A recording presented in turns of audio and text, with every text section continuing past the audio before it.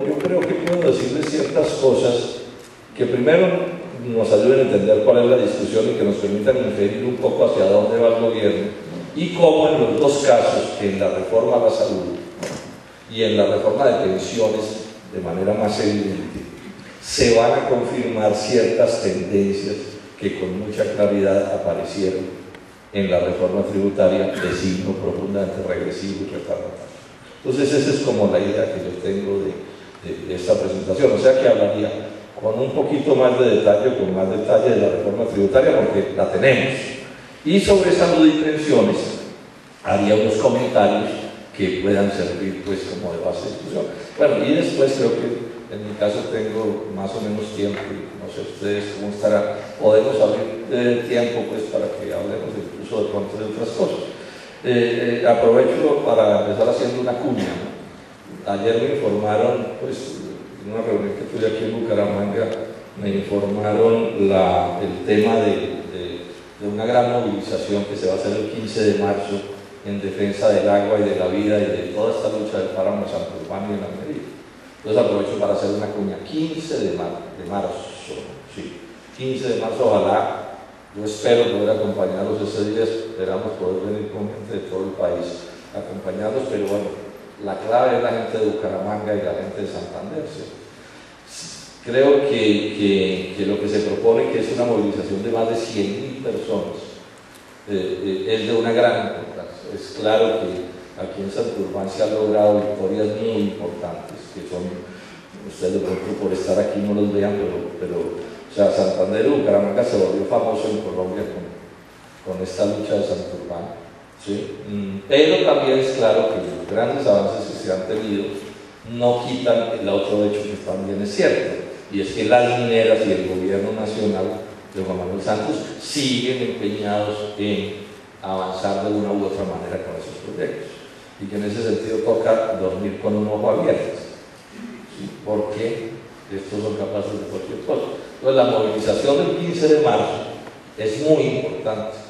Entonces mi invitación no solo es a que estén el 15 de marzo, sino que se conviertan en propagandistas de la idea de que todo Santander, toda Bucaramanga debe estar presente en esa movilización.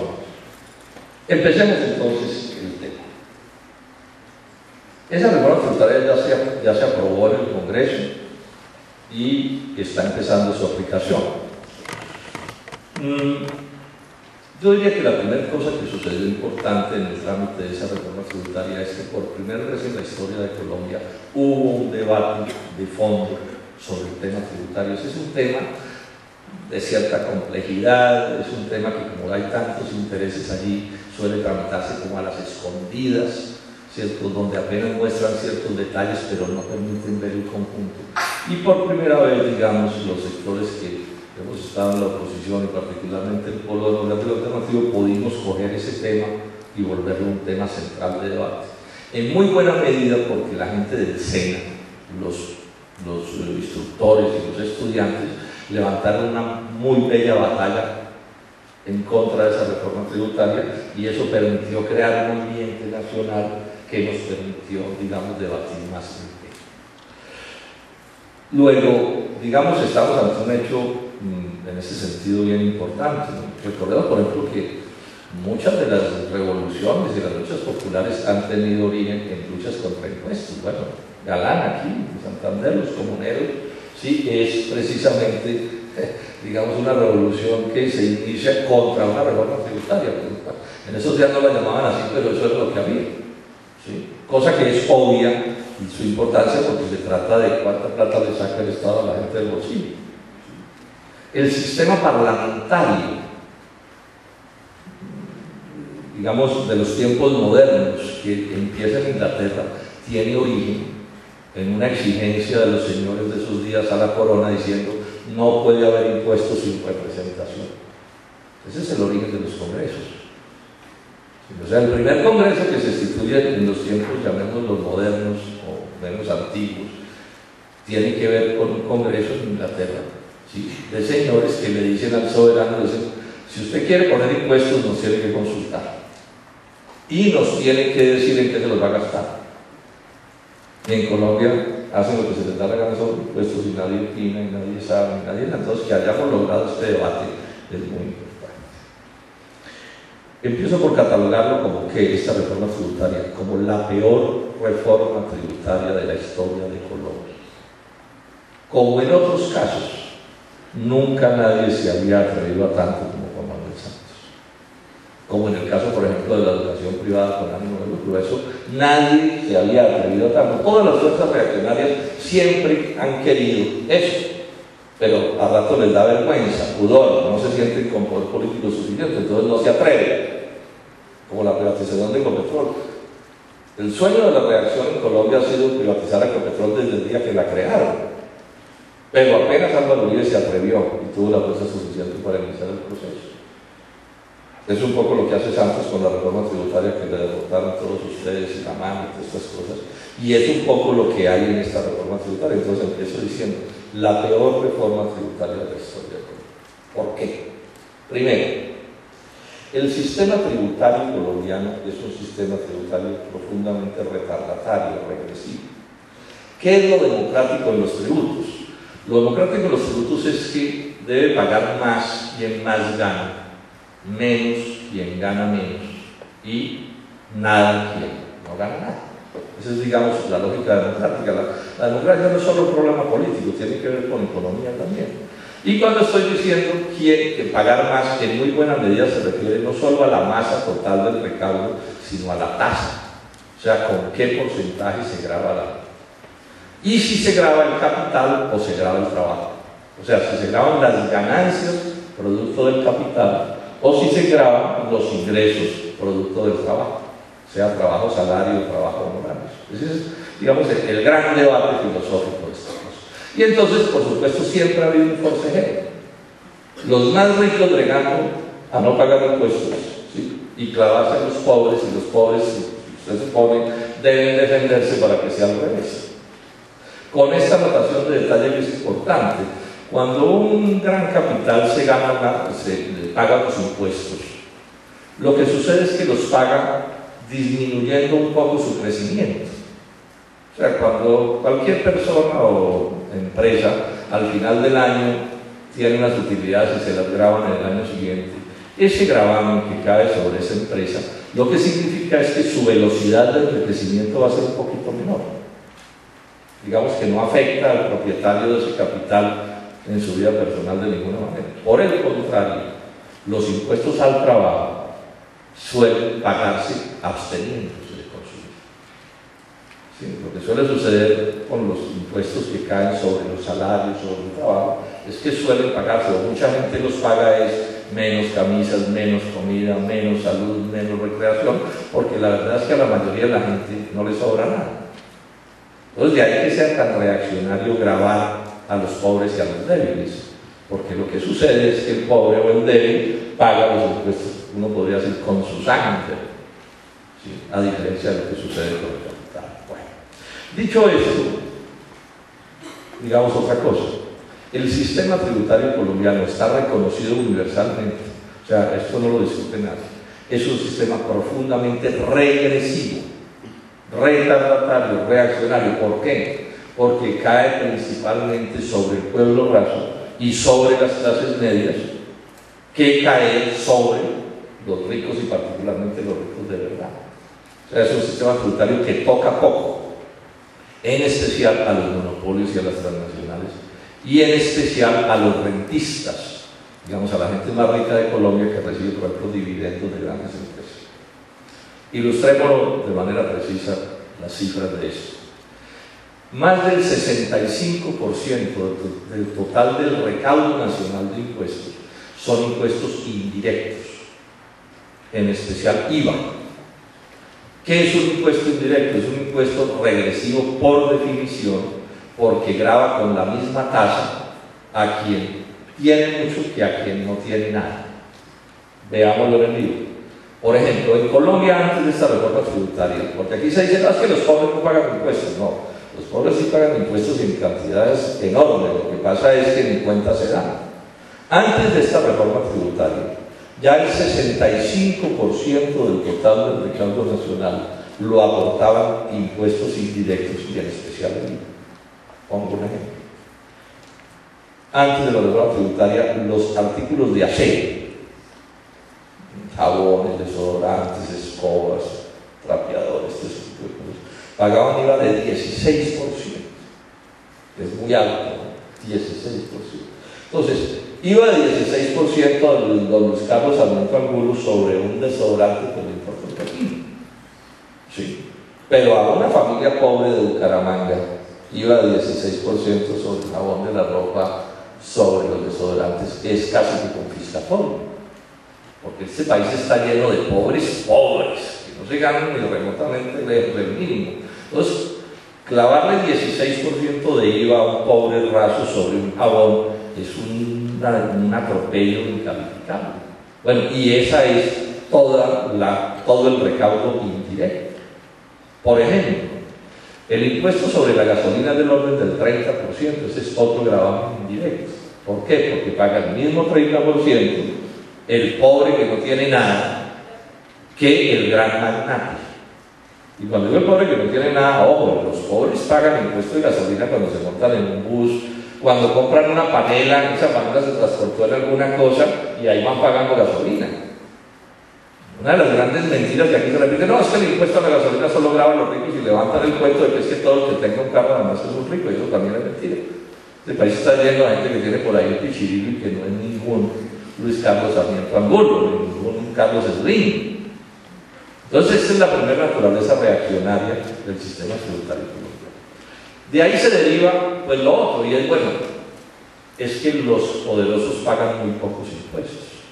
Las 89 empresas más grandes de Colombia por sus ventas, las privadas, aportan apenas el 4.5% del total de los impuestos que se recaudan en Colombia, o sea que no pagan nada.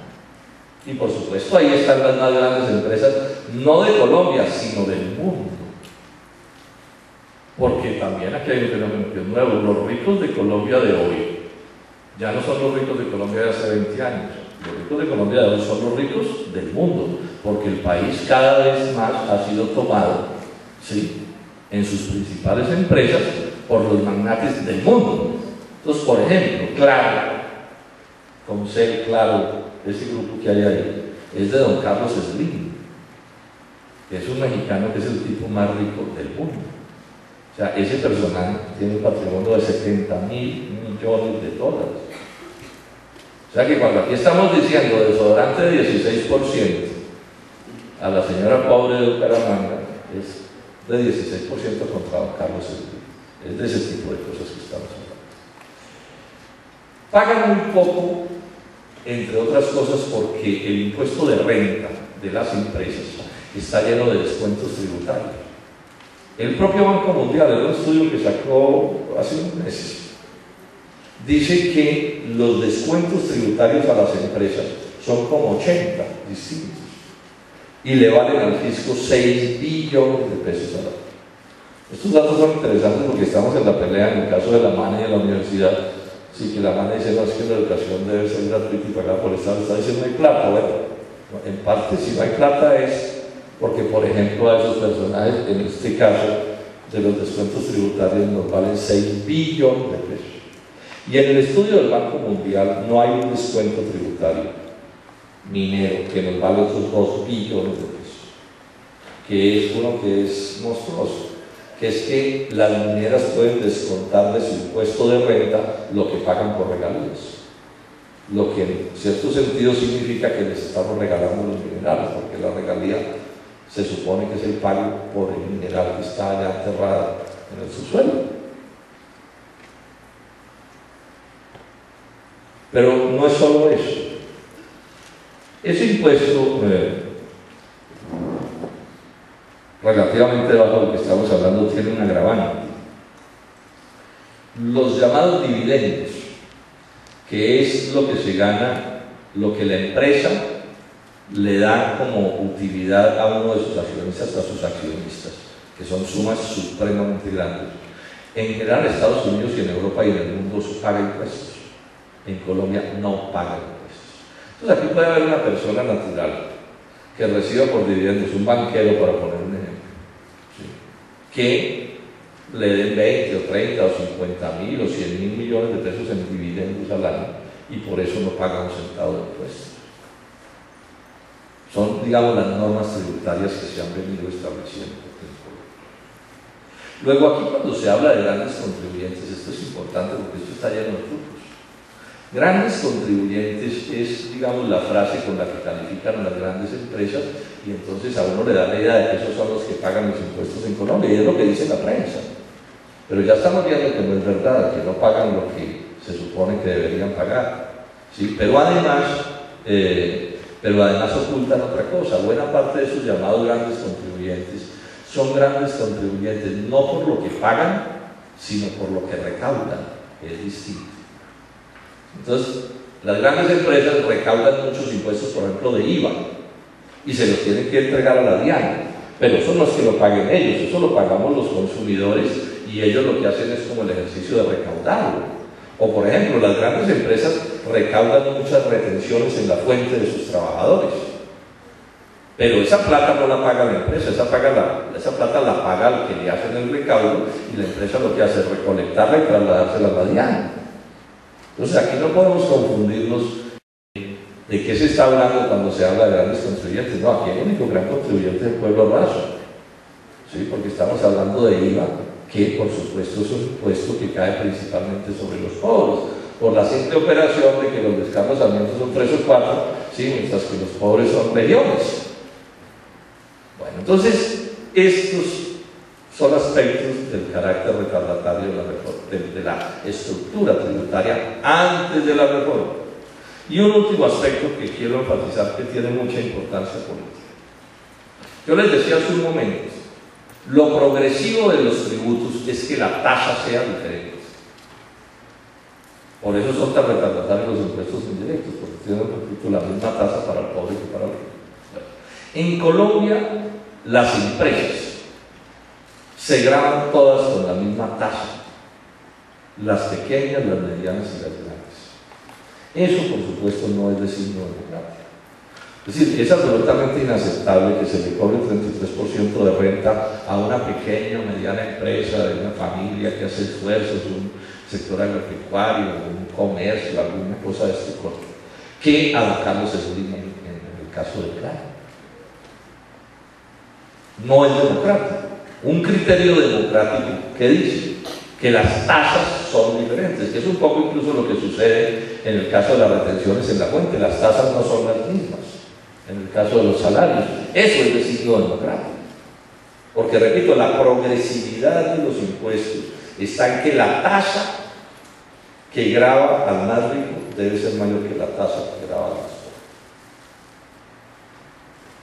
¿Sí? Porque se trata como de intentar igualarlos. Bueno, en Colombia la tasa de las empresas es la misma. Eso no solo es retardatario, sino que contiene otro problema que es muy grave. Es que cuando uno dice esa transnacional está pagando muy poquitos impuestos, se le debería subir la tasa, pues esa transnacional se oculta tras las empresas pequeñas y medianas y uno queda como pidiendo que le suban los impuestos a las pequeñas y a las medianas.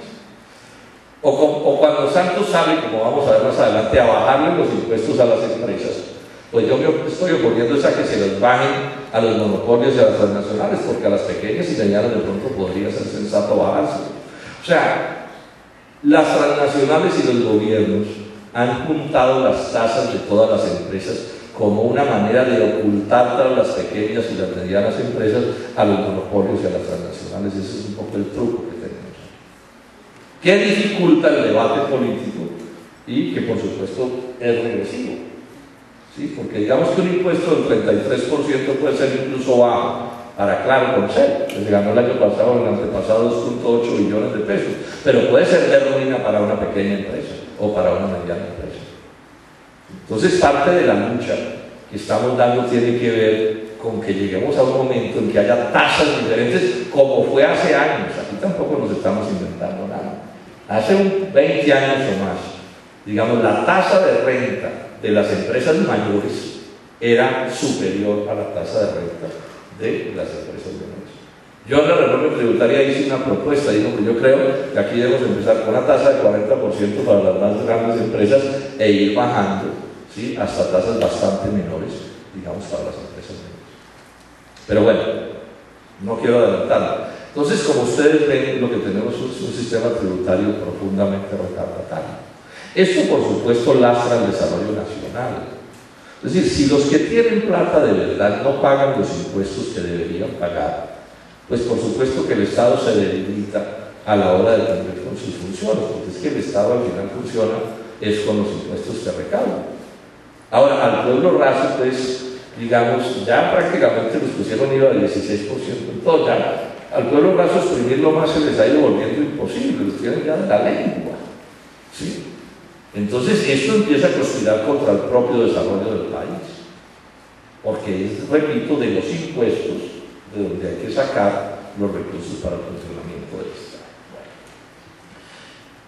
¿Cuál fue la reforma tributaria de Santos? Hubo como dos grandes partes. La primera, bueno, digamos esto, Santos dijo, y esto es muy importante, que la reforma iba a ser neutra. ¿Neutra qué quiere decir? Que lo que le bajaran a unos se lo subían a otros. O sea que al final la masa del recaudo iba a ser la misma. Esto es muy importante en el concepto del análisis. O sea que si a mí me bajaran el impuesto, se lo tenían que subir a otros, ¿sí?, o lo que fuera, pero pues, todo el tiempo compensando. Bueno, entonces, primer gran elemento de la reforma, que fue el que motivó las grandes movilizaciones de los muchachos del SENA, de los profesores del SENA. La reforma tributaria le eliminó a las empresas una parte grande de las contribuciones que ellos tenían que pagar como parafiscales, que se llaman, o sea, gravámenes a la nómina, que financiaba el SENA, el bienestar familiar y la salud. ¿A qué me refiero? En Colombia, antes de esta reforma, incluso parcialmente todavía ahora, cuando una empresa paga un salario, tiene que hacer, o tenían que hacer, unos aportes para el SENA, para el bienestar familiar y para la salud. Eso se llaman parafiscales. Bueno, ¿qué hizo la reforma tributaria? No en todos los casos, pero en muchísimos casos, no quiero entrar en mucho detalle para no enredar, ¿sí? Cogió y dijo, ya los patrones, las empresas, no pagarán esos parafiscales, sino que hacia adelante esos parafiscales se pagarán con un tipo nuevo de impuesto de renta. O sea, no serán los patrones los que paguen esos parafiscales, sino que el Estado le pondrá un gravamen a las empresas y con esa plata se financiarán el SENA del Estado. Esto solo daría para decir muchas cosas, pero repito, estoy simplificando para ir a la parte más gruesa. El debate estalla en este terreno porque aparece la duda con toda razón de si iba a compensar lo que le quitaban al SENA y al bienestar familiar y esto por parafiscales iba a ser compensado de verdad por ese nuevo impuesto de renta que llamaron el CRE. La primera propuesta del gobierno era clarísima en decir, si no alcanza la plata, de malas. Entonces, claro, eso armó pues un alboroto inmenso, porque con toda razón todos los colombianos salimos a decirle, pero si el SENA cumple una buena función, si el bienestar familiar cumple una buena función, si la salud necesita plata, ¿cómo le van a agrandar el hueco a estas instituciones? Entonces, en el forcejeo y en la pelea sucedían una serie de cosas ahí que, repito, no voy a detallar, y al final el gobierno dijo, bueno, si alcanza, y si no alcanza, nosotros compensamos. Bueno. Y hay una discusión que es muy de especialistas, si alcanza o no alcanza. En estos temas tributarios es muy difícil hacer las cuentas porque es todo sobre supuestos vinculados al crecimiento de la economía. Pero ¿qué es lo que quiero remarcar aquí para no perdernos? Dos cosas. La primera, que ingresos que eran ciertos, porque se habían demostrado históricamente que eran ciertos para el SENA, el bienestar familiar, etc., se cambiaron por ingresos inciertos, pues, o por lo menos imprecisos, no sabemos. O sea, hay una discusión entre especialistas, unos dicen no va a alcanzar, otros dicen sí va a alcanzar. Entonces, lo menos que lo que nos podemos poner de acuerdo es que lo que era seguro para el SENA y estas instituciones ya no es seguro. Ahora recordemos que el SENA de Colombia es un tipo de institución de educación técnica importantísima que ha existido en otros países del mundo de América Latina y en casi todas partes en la reforma neoliberal acabaron con los SENAs. Y si en Colombia no acabaron con el SENA es porque el sindicato y los estudiantes lo impidieron. O sea que aquí hay una amenaza complicada. Pero bueno, al punto al que quiero ir es cuál. Quedó, digamos, el recurso cierto sustituido por uno que es por lo menos incierto. Pero bueno, en gracia de discusión aceptemos que lo que las empresas no van a pagar por gravamen a la nómina, lo van a pagar por crédito. O sea, digamos que es neutro este pedazo, es local, el punto a donde quería llegar. Digamos que de esto un poco en el análisis nos podemos olvidar con las advertencias que ya he hecho. ¿Sí? Lo que antes un patrón pagaba por gravámenes a la nómina, ahora se lo va a pagar al Estado como impuesto y el Estado se supone que financia el SENA y el bienestar. O sea que ahí la reforma entre no nos importa mucho. El segundo gran aspecto de la reforma, ¿cuál es? Que es el que el gobierno ha intentado ocultar todo el tiempo. Es que la reforma decide bajarle el impuesto de renta a las empresas del 33 al 25%. Aquí es donde empieza el debate, digamos, más duro. Del 33 al 25%. El gobierno inicialmente nos dijo que ese descuento, que esa disminución del impuesto de renta, estos son datos oficiales, que esa disminución del impuesto de renta nos valía para este año 8 billones de pesos y para el año entrante 9.6 billones de pesos. O sea, menos impuestos a las empresas por 8 billones de pesos. Ojo con la cifra. Distinto a los parafiscales es otra cosa. O sea, parafiscales si ustedes se anulan. Es un poco lo que estoy tratando de decir, o sea, que nos podemos olvidar de eso. Suponiendo que se anulan, ¿sí? Pero además de eso, se le bajó el impuesto de renta del 33 al 25% a las empresas. Eso vale para este año, según dijo el gobierno, 8 billones de pesos. Para el año entrante nos vale 9 billones y así.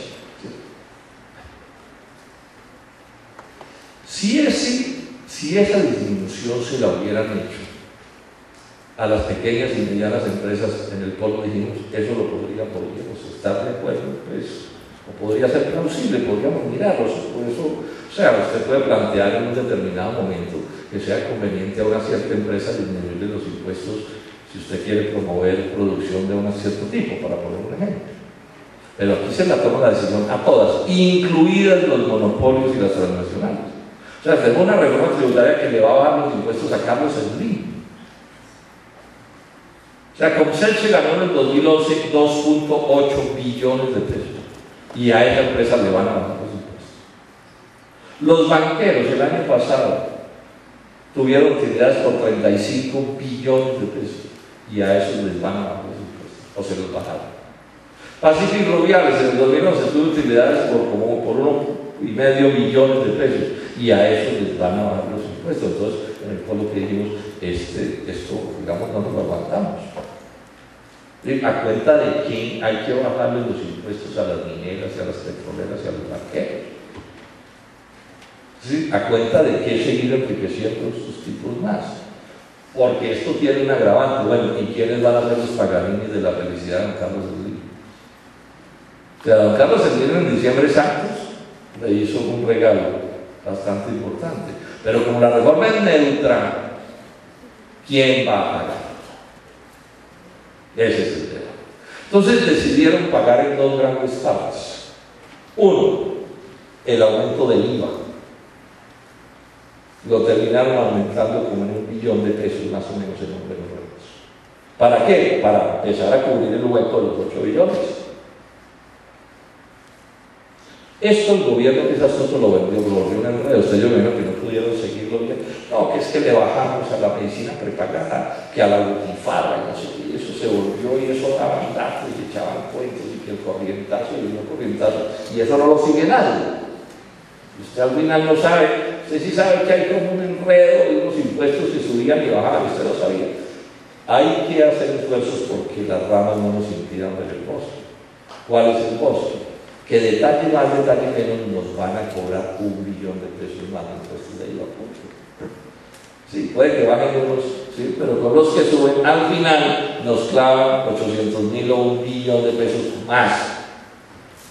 El último dato del CONFIS del 27 de diciembre es que eso nos vale como unos 800.000 millones de pesos.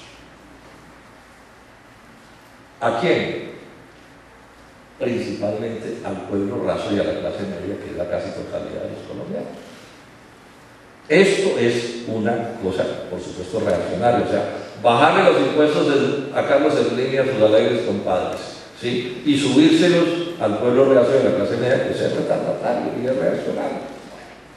Pero por supuesto, como no alcanzaba, porque yo ya he dicho, es que ya el pueblo raso lo tiene acomodado. Entonces se tuvieron que inventar de dónde sacar el resto de la plata. Y entonces, ¿qué se inventaron? Una vaina que se llama el IMAN, que es un impuesto calculado contra la clase media, o sea, contra todos aquellos que ganan más de 3,5 millones de pesos mensuales. Ganan 3,5, 4, 5, 10, 15. ¿Eso qué es? Eso es la clase media. Grabando no al capital, sino al trabajo. Ya hice una advertencia de lo que significa una cosa y la otra. Esto, por supuesto, es retardatario y regresivo por definición. Bueno, y entonces, para poder justificar esta cosa, Santos, ¿qué fue lo que hizo? Para poder justificar esta cosa, Santos, entonces levantó la tesis de que esos de la clase media eran los ricos de Colombia. ¿Ustedes se acuerdan cómo empezó esta reforma tributaria? Hace como un año Santos dijo, los ricos van a chillar. Y todos los medios de comunicación de Colombia, los ricos van a chillar, y eso pues aplaudió a todo Colombia, los ricos van a chillar. Como uno en este oficio no puede creerle pues a los titulares de los medios, yo dije en mi oficina, consigamos el discurso completo de Santos. ¿Sí? Porque Santos dijo, los ricos van a chillar y ningún rico protestó. Entonces yo sí dije, si la cosa está mala, ¿por qué no? Entonces cuando uno leía la información en detalle, dejaba claro que a algunos ricos les iban a bajar los impuestos. Y dejaba claro que para el doctor Santos, que es un astuto, los ricos son los de la clase media. ¿Qué fue lo que efectivamente pasó? Entonces Santos al final sale a la televisión y dice, los que tienen más pagarán más y los que tienen menos pagarán menos. Y yo ese mismo día tiré unos tweets y dije, es al revés. Los que tienen más pagarán menos y los que tienen menos pagarán más. Y aquí alguien está mintiendo. O está mintiendo el presidente Santos o está mintiendo el senador Robledo. Entonces yo pido un debate en la plenaria del Senado por el ministro de Hacienda, ¿sí? Para establecer quién miente aquí. Y si yo miento, yo renuncio. El presidente que hace sí es el que miente. Por supuesto que el ministro de Hacienda no apareció, don Roy Barreras no pudo citar el debate, ¿cierto? ¿Sí? Y eso se quedó así. ¿Cuál es el truco? ¿Cuál es el truco? Porque los hechos son los que les acabo de escribir. O sea, bajan renta en 8 billones, le suben impuestos a pueblo raso y esa es la aritmética del sitio. Entonces, ¿cuál es el enredo de los de arriba y los de abajo? No sé qué, pues eso es la astucia de Santos, muy propio de este personaje, que es un personaje mañoso y que falta la verdad con capacidad. Uno tiene que esforzarse bastante para coger a Santos en una verdad. Es dificilísimo. Entonces, ¿cuál es el truco de Santos? Truco de tercera categoría. Coge la estructura social de Colombia y saca a los ricos, los excluye, los borra del tablero y compara lo de la clase media con los pobres. Y entonces, claro, en esa comparación, los de la clase media, aquellos profesores, quedan elevados a la categoría de ricos de Colombia. Han entrado a la oligarquía colombiana los profesores de la UIS.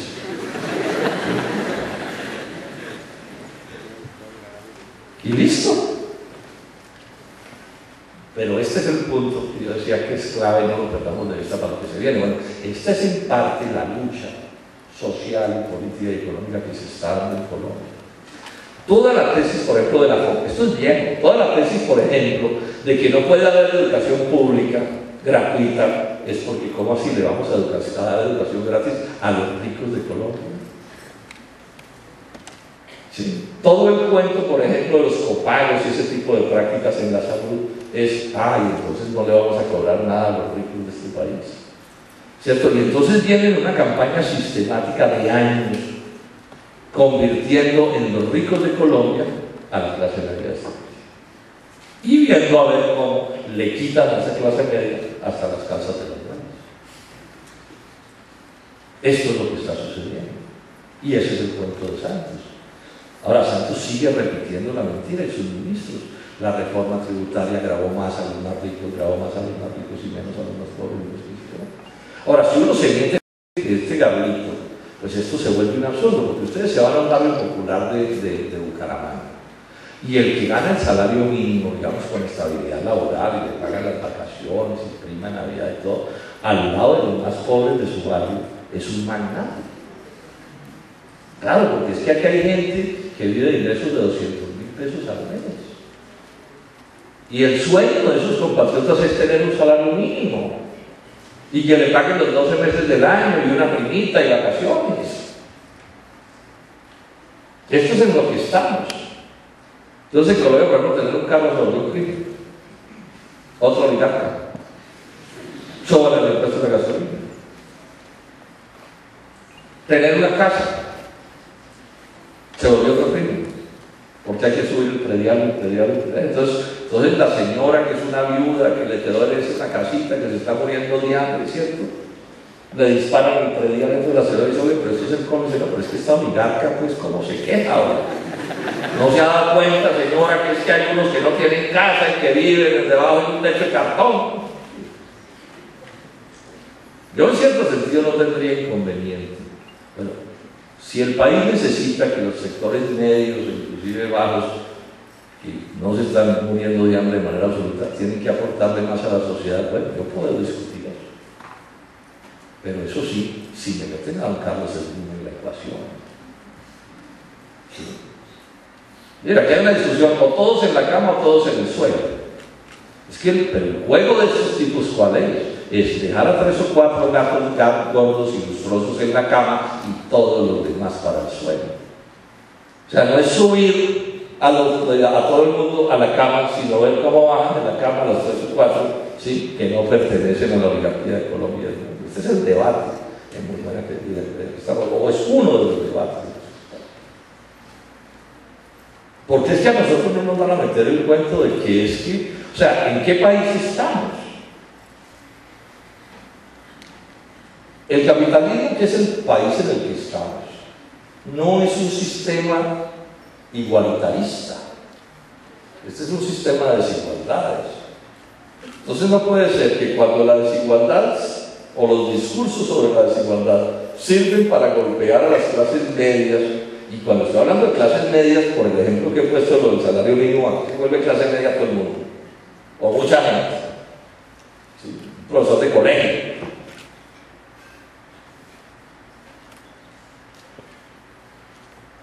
Cuando sirve para manejar esto, entonces lo manejan así, pero a los que de verdad ganan, de verdad, que son los verdaderos ricos de Colombia, a esos los sacan de negocio. Ahora, esto tiene en términos económicos una gravedad muy grande. Es que los países no se pueden construir bien si no se genera una capacidad de compra general de la sociedad. O sea, estamos en el feudalismo era un modo económico que funcionaba sobre la miseria. Entonces 3 o 4 nobles que algo ganaban y los demás la miseria absoluta. El capitalismo es un sistema que en buena medida para funcionar necesita elevar la capacidad de compra para que haya quien compre y quien estimule el desarrollo de la economía. ¿Cómo funciona esto? Si la gente gana un poco más, pues compra un poco más.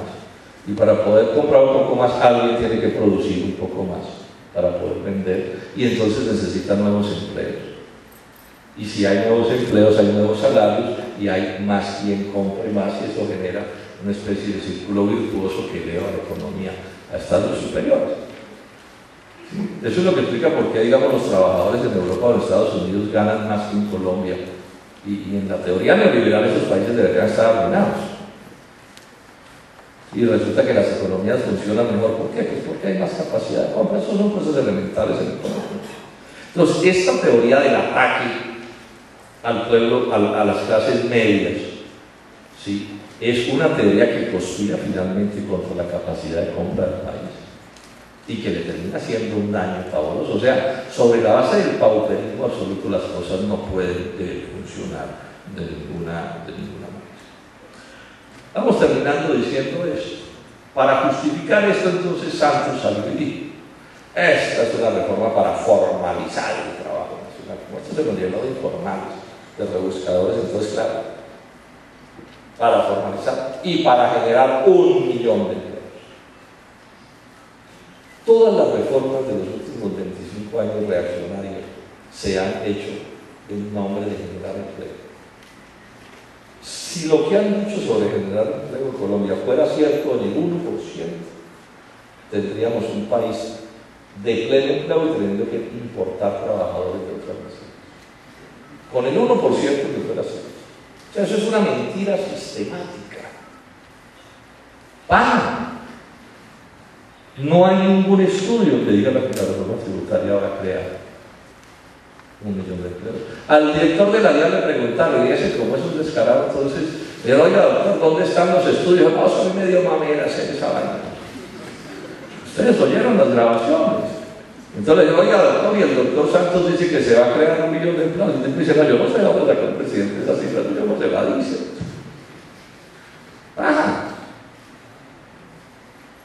La idea de que esto es para servirle al progreso del país y a los pobres es la idea obvia de ocultar la punta del anzuelo con una carnada. O sea, ni el pez más estúpido muerde un alambre que no está cubierto con alguna cosa. Eso no lo hace nadie. Pero solo al astuto del Santos se le ocurre que cuando el pescador coge el anzuelo y duran 2 horas escogiendo la lombriz, el grillo, la cosita para ponerle una punta, eso lo hace porque quiere mucho a los peces. Ese es Santos. Entonces le pone la carnada y la prueba que nos quiere es que la carnada es apetitosa.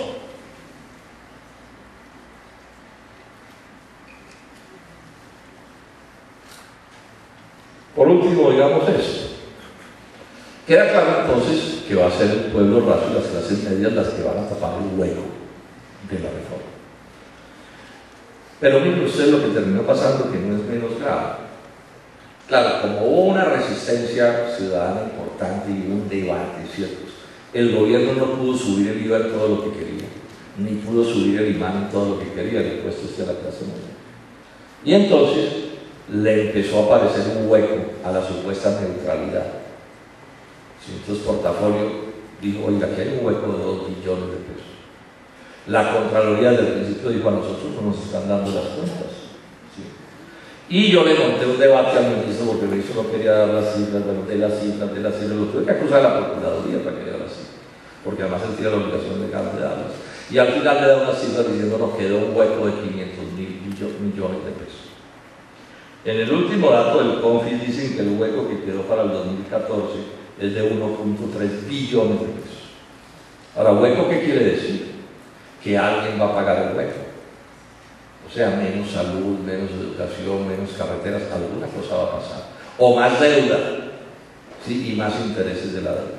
Pero ese hueco de 1.3 billones que ellos están reconociendo, que no pudieron cubrir con el IVA y con el IVAN, tiene un agravante. Es que ellos se inventan nuevos ingresos por casi 2,5 billones de pesos. Dicen que la ganancia ocasional va a aumentar, que las normas anti-evasión, pues, bueno. Pero de entrada muy sospechoso ese supuesto aumento por 2,5 billones de pesos, porque de eso nunca nos hablaron a lo largo de la reforma tributaria. O sea, esa fue una cifra que sacaron de la manga el último día. Entonces uno aquí le toca escoger. O eso puede resultar cierto y nos lo ocultaron y mintieron al Congreso y nos engañaron. O es una mentira que se inventaron a la última hora para intentar cuadrar más las cifras. Cualquiera de las dos cosas es gravísimo.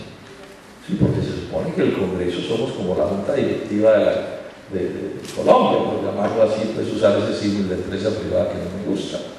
Entonces, que el gerente le oculte a sus accionistas o a los voceros de sus accionistas le oculte la información es de una gravedad muy tenaz, o les mienta, o lo que sea. Pero bueno, eso fue lo que terminó sucediendo. En el trámite quedó una cosa que sabíamos algunos desde el primer día, y es que esta reforma tributaria no fue un invento ni de Santos ni de Cárdenas, sino que esta fue una orientación del Fondo Monetario Internacional, de la organización de la OCDE, que es el club de los superricos del país, y que el propósito central, en últimas, era quitarle a las empresas los parafiscales, porque si uno cruza el cree con todo, al final lo que queda claro es otra manera de ver el asunto, es que el Estado va a pagar lo que antes pagaban las empresas por parafiscales. Sí, porque eso también se puede ver de esa manera. O sea, se confirma una cosa que yo suelo repetir: el día en que a quienes mandan en Colombia se les ocurra una idea importante, de verdad propia, sobre alguna cosa que realmente valga la pena, les va a dar un derrame cerebral. Se nos colapsa el doctor Cárdenas, cae pues como un pollo. Todo esto viene desde allá. Y son de las condiciones que pone el capital extranjero para venir a Colombia. Me preguntaba ahora una periodista aquí, ¿cómo es la cosa de la inversión extranjera? Es decir, la cosa es muy simple. Los inversionistas extranjeros vienen a Colombia por una sola razón: si ganan más que lo que ganan allá, o si no, no vienen. Ahora, ¿cómo hacen nuestros gobernantes para que ganen más? Por ejemplo, pongamos el caso de minería: más daños ambientales. Yo me venido haciendo una pregunta en el caso del escándalo de Santa Marta, que es una zona de las playas importantísimas. ¿Podría Mr. Drummond, Gary Drummond, el dueño de la Drummond, cargar en barcazas carbón en las playas de Miami? Yo estuve en estos días en Santa Marta. Entonces, no, que vamos a ver el atardecer, casi no lo vimos porque los barcos no dejaban ver nada. Pues se exagera un poco, pero estaban atravesados los malditos barcos en el paisaje todo el tiempo. Y por supuesto el carbón está regado por todas partes.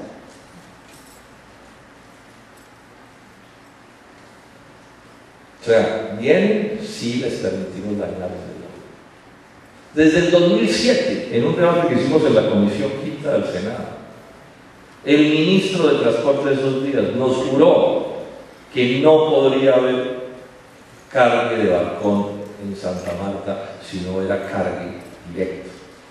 Pues, y más al sur, pero directo, o sea, no con barcazas. Y que eso tenía que estar listo para el 2010. Estamos en el 2013. Y entonces ya me con el cuento de que de pronto en el 2014. ¿Cuál es la otra condición para ganar más plata? Que las condiciones laborales de aquí sean peores que las de allá. Si nuestros obreros ganan lo que ganan los obreros gringos, pues Mr. Drummond no viene. Si les cobramos regalías importantes, tampoco vienen. Si les cobramos impuestos, tampoco vienen. O sea, vienen si les regalamos esta vaina. Y para eso tienen el Fondo Monetario Internacional, el Banco Mundial, todos estos organismos para que presionen, y tienen a los Juan Manueles para que se les arrodillen a lo que sea. Y ellos sí cobran una comisión. ¿Sí? Porque esto es en medio de un mar de corrupción que avergüenza. No tenemos tiempo pues para entrar en detalles, pero eso es, o sea, siempre hemos dicho que en el asunto de la salud, donde uno pone un dedo sale pus, en minería se le cae el dedo. Es una cosa realmente horrorosa. Entonces dejemos este tema aquí y pasemos al caso de las pensiones y al caso de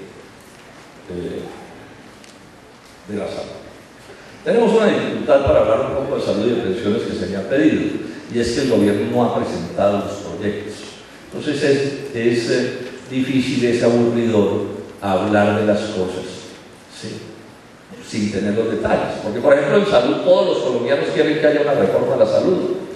Entonces, son muchos los colombianos que piensan que cuando el gobierno va a hacer una reforma a la salud es porque va a arreglar el lío de la salud. Y eso genera expectativas y sueños. Sin embargo, como vamos a ver, todas las reformas en Colombia son para peor.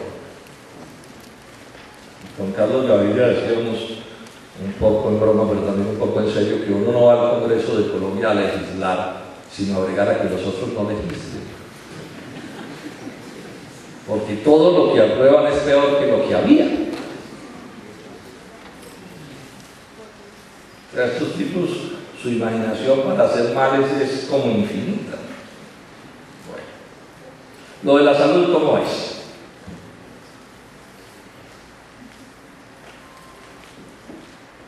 El sistema de salud colombiano es un desastre. En eso hay una especie de consenso. ¿Qué quiero decir yo con que es un desastre? Veamos rápidamente varias cosas. Primero, lo del abuso. O sea, los niveles de corrupción son pasmosos. De corrupción y de abuso y de atropello y de avivatada y de toda esa cosa, eso de la codicia fuera de control, que eso es una cosa horrible. Eso pues está súper documentado. Las propias superintendencias de Industria y Comercio dicen que las principales EPS de Colombia son un cartel. Yo no soy el que uso la palabra cartel ahí, la tomo del documento de la superintendencia. Cartel, ¿qué quiere decir? Un grupo de empresas que se colude, o sea, que se asocia de manera dolosa a las escondidas para defraudar al Estado y a los ciudadanos. Y lo demuestra con todo detalle, no tengo tiempo para traer, pero muchas de las cosas que yo estoy diciendo aquí están en internet, yo las he hablado más largo en debates y cosas así. Y esos son los dueños de la vaina, un cartel. Ahora, eso sí, de cuello larguísimo y distinguidísimos, pero son un cartel. La otra cosa que está clara en salud es que hay una incapacidad del Estado para controlar ese sector. De entrada, la información dada a las EPS. Entonces, el Estado.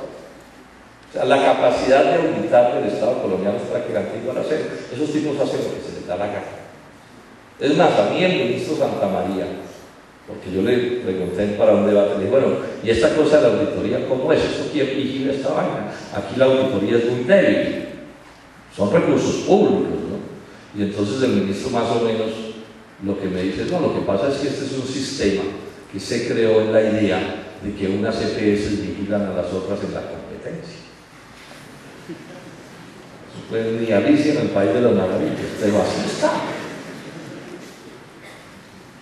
Y más o menos la teoría es esa, ¿no? Si a usted le parece que los de la EPS son muy ladrones, pues cambies y para otra. Y entonces el mercado sancionará a los ineficientes y no sé qué más. El problema laboral de la salud es supremamente grave. El maltrato a los médicos y a las enfermeras y todo el personal es gravísimo. Las condiciones salariales malísimas generan unas jornadas laborales y un tipo de prácticas absolutamente indeseables que al final van contra la buena calidad de la salud. La quiebra del sistema de salud público del país, del sistema hospitalario, es escandaloso. Y como si fuera poco, ya el desbarajuste es tanto y el caos es tanto que se está quebrando todo el mundo, hasta las EPS. Y realmente uno mira y esto. Y ayer hablábamos ahí con un grupo de gente que sabe de esta cosa de la salud, inclusive gente de EPS y todo, y hay la preocupación de que esta cosa puede terminar es colapsando realmente. Que puede llegar a un sitio que uno llegue a un sitio de esos y la puerta esté cerrada. No es que le manden gallos, sino que se le diga, pues que aquí ya este chuzo se cerró, ¿cierto? Y mira lo que va a hacer. Pero todo esto, y ahí tenemos una primera diferencia con el ministro, no es solo una crisis financiera. Al final, ¿cuál es el problema? Es que esta es una crisis de salud de los colombianos. Lo digo así, los colombianos se están enfermando y muriendo de males que la medicina sabe curar. Los colombianos enfermando y muriendo porque no se hace la prevención que debe hacerse. Cosas que ya están sabidas. Si alguien hiciera el estudio, yo creo que se concluye que en este país se mueren más colombianos por las normas de salud, por el sistema de salud, que por todas las violencias que nos martirizan. Lo que pasa es que los medios de comunicación sobre esto dicen muy poco. O sea, peor, bien difícil. Entonces aquí llevamos un debate también de muchos años sobre qué hacer. ¿Qué hacer? Y esa es un poco la reforma que se viene, ¿qué hacer? O sea, ni el gobierno puede decir que eso está bien. Entonces, cuando el gobierno habla de reformar una cosa es porque considera que la cosa hay problema. Bueno, para poder saber qué hay que hacer, hay que primero detectar cuál es la causa del problema. Y sobre esto hay dos grandes teorías.